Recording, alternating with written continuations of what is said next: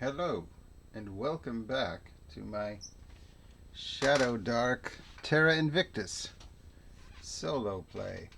I'm Bradu. Let's get going. Let's see. I just did a bunch of kind of like upkeep stuff off camera. I did some shopping. We're kind of loaded now. All of a sudden, that last couple sessions, we got several hundred gold pieces. Traded some magic items, so a couple of our characters increased their armor class. I found and bought some armor in town. I actually made a roll to see if, like a charisma check, to see if I could uh, find a merchant or a blacksmith who could do an armor upgrade for Thane. Scale mail, which is a house rule armor kind of. But anyway, I rolled a nat 20 on that, which tells me not only that, but it's a good blacksmith that can make better armor. So I also went with upgrading Orgo's armor since we could afford that as well. So Orgo's got a really nice AC now of 19, but only 11 hit points. So it makes him a pretty good frontline fighter against somebody just doing attacks, not doing weird stuff to do damage, like with poisons and stuff. Anyway, so we got all that kind of taken care of. It is getting to the point where, with 6 characters at 3rd level, there's a lot of items and a lot to keep track of, even as simple as Shadowdark is. I went back through my last couple pages of notes from the last couple days, and I had completely forgotten we found a wand that had a 2nd level spell. So I rolled on that. It is knock. So that means Krell now is carrying around 3 wands. I guess he's got like a quiver of wands instead of arrows. Now, let's see. Can I find the magic missile? No, I need mage armor. Nope. Now it's going to be knock. So I got 3 wands. That's awesome, but I also probably forgot last couple episodes that I had the pipe of the rolling hills. So I think what we're going to do, we have several leads we can follow now. We're still looking for the Duke's daughter somewhere, I think maybe to the south. There's all these rumors that the war is picking up, but I think I'm going to do a nice simple one. This aging dwarf Gorsh Movar is looking for an escort to get him back home. He's just trying to stay safe, it sounds like, from the war and get back to his hometown. And so we're just gonna, that will put us through some hexes we haven't been through, I believe. So we're just gonna do that and then double back over in this area to continue searching for the daughter, and maybe like hook back to the northwest a little bit to go check on Rodrigo Pejera and make sure his curse has been lifted, and see if he's happy and doing well, because we took care of his hag. So, with that, let's get started and see where we go. We're in Makusa now, and I want to try to go toward the east and north. Do we want to try and just go straight east for a couple hexes and rest in Forcaria on the way? Maybe. So let's go straight east, 3513. Navigation. I think I'm all geared up, rested up, and all that stuff. 19 and a 1. So we want the 19. And we make it to 3513. And that is going to be warm and sunny most of the day. Cool fog blows in early evening. Torah headwaters, secure and well-patrolled area. Okay, well-patrolled usually means safe, yeah. Under the control of Morado, these foothills are partially wooded with many small farmsteads. Rabbits are plentiful and dart around. There's a lot of stuff in this. Okay. There is a lot of stuff. So let's roll for a random encounter as we get into the hex. We do have a random encounter, and it's going to be, I like it, a territorial group of porcupines will charge and pepper PCs with spines. Oh no, I didn't like that. I liked the porcupines part. So porcupines charge and pepper the. That's gonna be porcupine spine is gonna be a D3 since I've got it, and we'll just say. Should we say everybody has to take it? How many porcupines are there? It's gonna be D4 plus 1. No, D6 plus 1. Max of 6. If there's 5 or 6, it's 1 per character. Otherwise, I'll roll the characters randomly. So, porcupine. Let's get us on a map at least that's outdoors. I don't have any porcupine minis, as you can imagine. Let's see. That's a goodish one. That'll work. I think we had that map already, but that's okay. I'll definitely be reusing some. Okay, so Abbott, Orgo, and they're in the back. Thane, Renario, kind of like that is our usual marching order. And porcupines come at us. And there's going to be 4 porcupines. So we will roll randomly. The red one is going to be damage. No, I don't have a red. Yeah, here we go. The red one is going to be damage. The orange one is going to be which character? 1, 2, 3, 4, 5, 6. And if I get a repeat character, I'll reroll. 1, 2, 3. Great. Krell first. 2 damage. If he gets hit. If he gets hit. I guess it has to be an attack roll. We're just going to put them at a +0. But he doesn't have his mage armor up yet, so he doesn't get hit. I guess I can roll them all together like that. 1, 2, 3, 4. Renariel does get hit for 3. Gosh darn it. That's half his hit points. No hit there. That's my third one. And last one, no hit. So we don't really want to do anything bad, I don't think, to these porcupines. We're not going to kill them, are we? I think we could probably. I don't even think I really need to play this out beyond this, because I don't think we're battling these porcupines. I think we kind of kick them away and spook them, yell, holler. Maybe take a couple swings where we're trying not to hurt them. Maybe we use the magic boomerang sap, but I don't want to do a full scale combat with porcupines.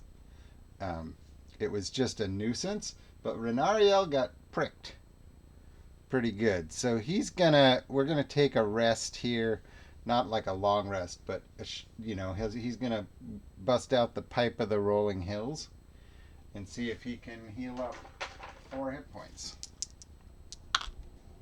3, perfect. That puts him back to full, but we did 1 use of the pipe now. I lost my new little eraser. He's back to full. And we will continue on our journey. And that will put us at... There are things to do here. A lot. So, let's roll to see if I can get this discovery. 3. No. So we can't do any of the stuff down here. Which is kind of sucky because I see something I want just based on the symbol. But that's okay. We will do 1 more random encounter as we're traveling through the hex. I don't count the random encounter as you enter a hex that happens on a 3 out of 6 as a random encounter for time. I don't think. I think I've been just rolling it. If it says safe check once per day, I still make a check even if we had one earlier. And I would like to do that anyway. Oh, we do have one. I would like to do that anyway because I always feel like this is something a thought I have about hex crawls in general. Oftentimes in hex crawls with random encounters being pretty rare, you have 1 combat in a day, if that. So you know you can unload all your resources on that one combat if there's only one check. So that's why I like to do at least a second check. So let's see what our second one is going to be. A noble woman. Ooh.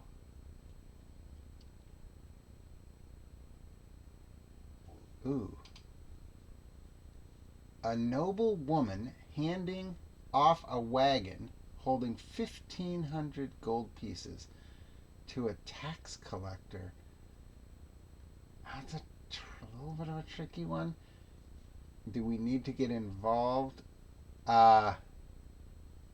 Let's just ask. I think maybe Nura would be the one to ask here because it's a lot of money and we don't know what's going on. So Nura is going to ask, do you need help? To the woman. Is everything okay? Do you need help? And she's just going to ask. Yes. But, or yes, and. And the tax collector, I think, is going to just say, hey, like, butt out. This doesn't concern you. She's got to pay her taxes. And she's looking at us like this isn't right. Noble woman, she's in a wagon. There's going to be people with her, but I'm assuming she doesn't have anyone protecting her. How do we deal with this situation without getting too involved? I'm going to ask him to explain himself. And I'm kind of assuming because she said she needs help, that yes roll to me means there is foul play here and it's not really truly that she owes, that the tax collector is somebody else or shaking her down or something shady's going on here. That's how I'm interpreting the roll. That's why the dice decide that, right? Otherwise that die roll didn't mean anything. So I'm going to assume as the dungeon master that the tax collector's up to no good, but my party doesn't necessarily know that yet. They just know that she might need help. And he's like, what are you talking about? Get out of here. You guys don't belong here.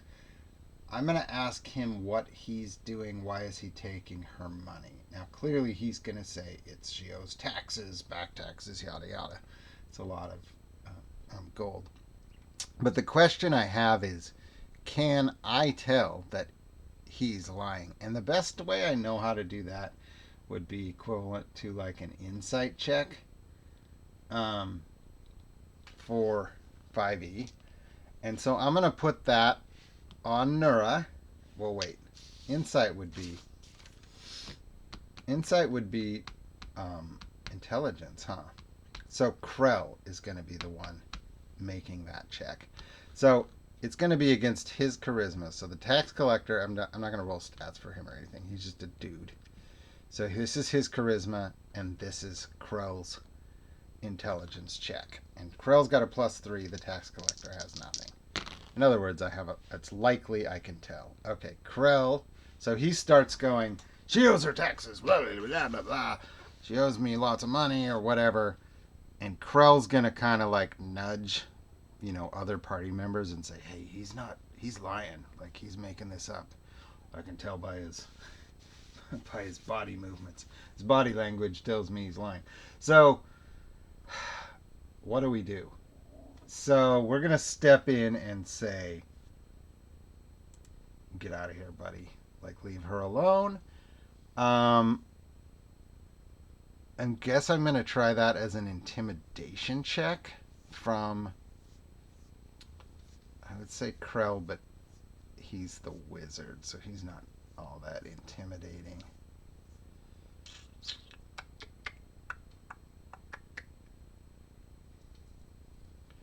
I know what I'm going to do. I'm going to try and put him to sleep. Should I do this? What level? It'd have to be... Is he a normal man, or is he... does he have, like, a stat sheet? Is he possibly level 2 or higher. I think it's really unlikely, so I'm going to say disadvantage. Is he level 2 or higher? Is he resistant to sleep? Oh, he is. But we wouldn't know that, and I already said that. Fuck. Why did I roll that? I should have just said, it was a great solution. I should have said that's it. So, I guess I'll waste my sleep spell trying to put him to sleep. So I do put him to sleep. That's good. Or I do cast the spell. I don't lose the spell. But he doesn't go to sleep. So at that point, I guess we roll initiative. I don't think he's going to fight, though. Does he have goons there to protect him? Let's find that out. Does he have any protection? Just 50-50. So does he have protection? No. But they're probably nearby. So here's what we're going to do. I'm still going to go with this. I'm not going to roll initiative because he's not going to do anything. He just didn't go to sleep. Maybe he knows I tried. Hey, don't be doing your fancy spells or whatever. But I'm going to. Now I'm going to try to web him. So here we go now with web. Okay, web's good too. And he is caught in a web. And let's see what that gets us. I should have tried just charming him. Do I have a charm person type thing? I bet I do. Yeah, I have a charm person. That's what I should have done. I think of combat terms. That's funny. Maybe I should just go back. Maybe I should, because I rolled the die, maybe I should just call it charm person if that makes more sense. I think I will. Because it just makes way more sense. I forgot Krell had that. Krell wouldn't have forgot that. You magically beguile one humanoid of level 2 or less. Well, now we're back to the sleep thing, though. If he was resistant to sleep, he would be resistant to that, right? Level 2 or less. Yeah, so that wouldn't work either. Son of a bitch. Web. You create a near-sized cube. A creature stuck in the web can't move and must succeed on a strength versus your spell casting check. So we cast that and tell her to get the heck out of here. And we're getting out of here too. And I'll give him one. I guess I should give him one check to succeed on a strength check versus my spellcasting check, which was a 13. We still would have a turn to go, a turn to get away, right? So we're going to try that. 9. So he's stuck in the web fighting it for at least long enough for us and her to make an escape. Whatever. We kind of helped her out, hopefully, and it seemed like he was flying. And that's... I kind of feel like I spent too much time on that, but the flip side is, like, that's me trying to use the information that's given to us. I could have just said, we'll stay out of this, which I sometimes have done. I went ahead and tried to roll with it. How would we deal with this? And that makes sense. So we helped her. We put him in a web. I kind of wish I hadn't made him like a person. Like, I kind of wish I just let him go to sleep when I cast that. That would have made more sense. Or do charm person. But whatever. We did what we did. And we're out of there. So let's get out of here and go to the next hex now. And we're good on navigation. So we're going to the... Actually, I don't know that I want to go east. Maybe we go north. I was thinking east would put us to... Yeah, let's do that. 3514 Focaria. Let's do that. That makes sense, because we want to rest as much as we can, I think. 3514. A new town.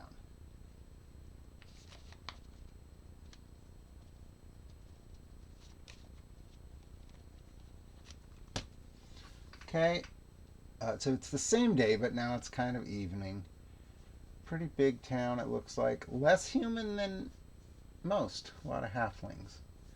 Large trading town used to conduct substantial commerce with Landoran. The sudden drop in trade has left the town with high demands but low supply. Okay, low supply, high demands. There's a lot of stuff here, but my goal is not necessarily to do anything here. So, the only thing I'm going to do is I'll spend a night and do a rumor and keep moving in the morning. That way we're all fully rested up or whatever. I didn't lose any spells or health or whatever, but I think it just makes sense that if we're in a town, we would do that. So let's do a rumor. A griffin hunts in Graveline Bay, but is leaving fishermen alone out of respect. That's funny. I was trying to keep rumors on this, but I'm already out of room. I think I need a bigger sheet to keep rumors.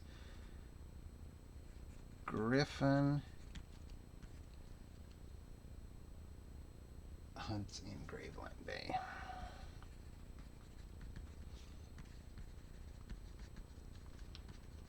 Okay. So now we're going to navigate continue going east. 7. Is that not good? I don't think that's good. We wouldn't accidentally leave the town going west. That's ridiculous. But we could accidentally go. I think we could accidentally go. Instead of, if I was trying to go 3-5-1-5, I think we could accidentally go 3-4-1-4 or 3-6-1-4. So I'm going to do this. But we accidentally go south. 3-6-1-4, which really isn't where we wanted to go. But that's okay. This is going to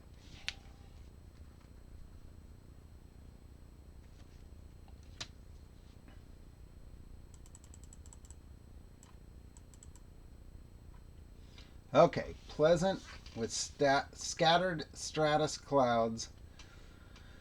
Light fog in the morning, Tora River Valley, secure and well-patrolled area under the control of Murado, highly productive agriculture, valley, sprawling fields, numerous homesteads, untouched by the war. Almost untouched by the war. Safe, random encounter check.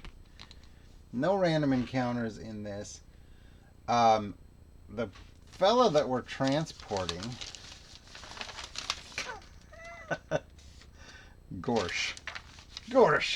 That's a funny name. Gorsh.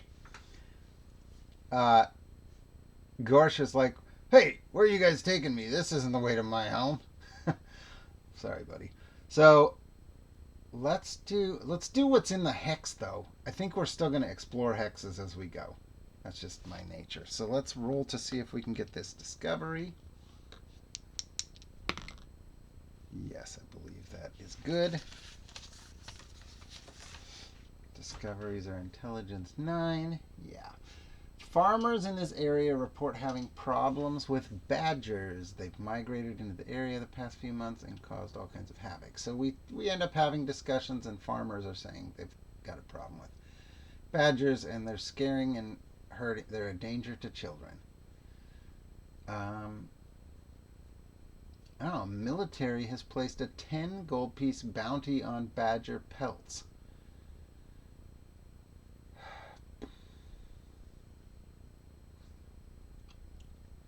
Let's go ahead and do it. Why not? So let's go ahead and try to hunt for the badgers nearby. 10 gold piece bounty. 4, we do not find them. Actually, I think Nura would get an advantage on this, don't you think? Trying to track badgers. So 4 and 8, she still failed. So that's fine. We didn't find any. Maybe we'll come back and help them on the way back through. But for this, we are going to skip it. Oh, did I roll the random encounter when I came into the hex? Shoot. I can't go back. I think I forgot to roll the random encounter when I came into the hex. So I missed that anyway. And the next one, as I move through the hex, I would miss that anyway. So doesn't matter. Now we're going... Now we want to get back on track because we accidentally went the wrong way. 3, 6, 1, 4. So we want to go back north to 3515 if we can. Whoa.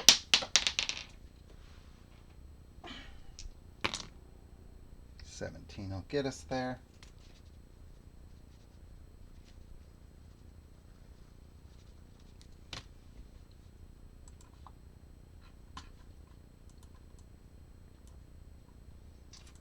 I'm gonna roll the I'm gonna roll for the random encounter as soon as I read the thing, because last time I didn't, or I forgot. Warm and sunny, clear skies, safe check once per day, scent of olives, golden hills, well patrolled, Murado. It's olive groves, featuring a rare gold-colored olive that yields superior oil. Cool. Random encounter. Nope. So we move on through. Next hex, I think we have to rest, right?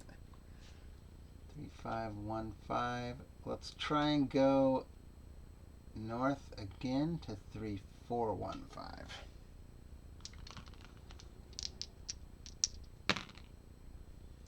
Ooh.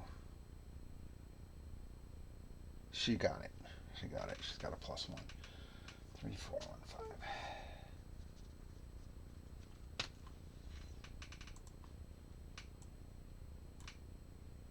Oh, that puts us in a different territory. Crisp and cool, cloudless skies.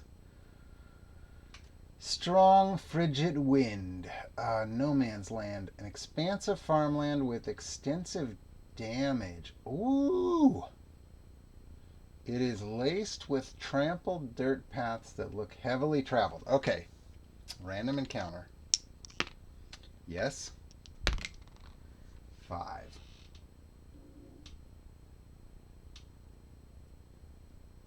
A blinded man walking along the road asks for help.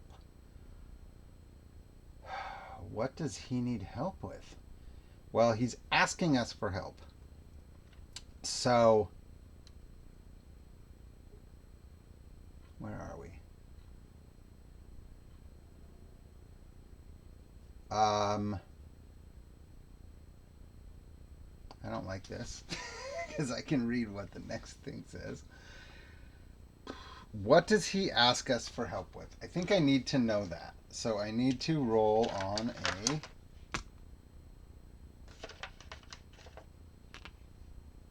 Let's get away from those dice. They look too similar. And on that note, there. Does that work? Yeah. Okay. So let's see what he asks for help with. 2534. Dark.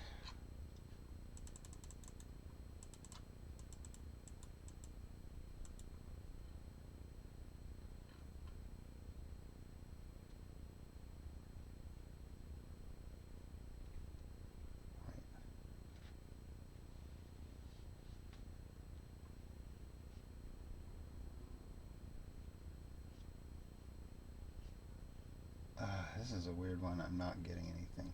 I'm going to look on a different chart. It just doesn't make any sense to me. Consume science is what I come up with. So I don't have anything coming up to my brain for that. So on this one, let's go.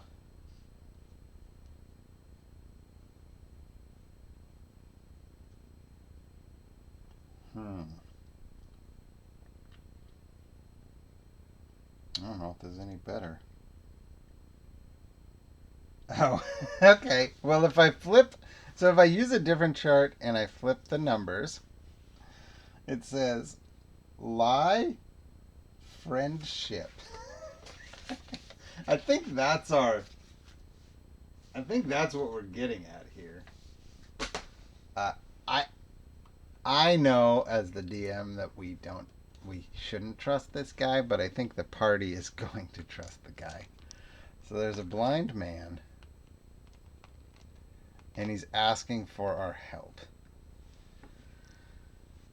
And I still don't know what he needs help with, but he isn't being truthful. And yet I think we should play along with it and help him. I think the question is, because I know he's lying, I think what I'm going to ask is he leading us into a trap? No, but... No, but what?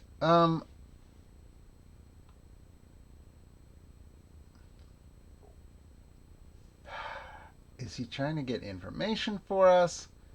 Does he want gold? I think it goes beyond that, but he might. Maybe we're just.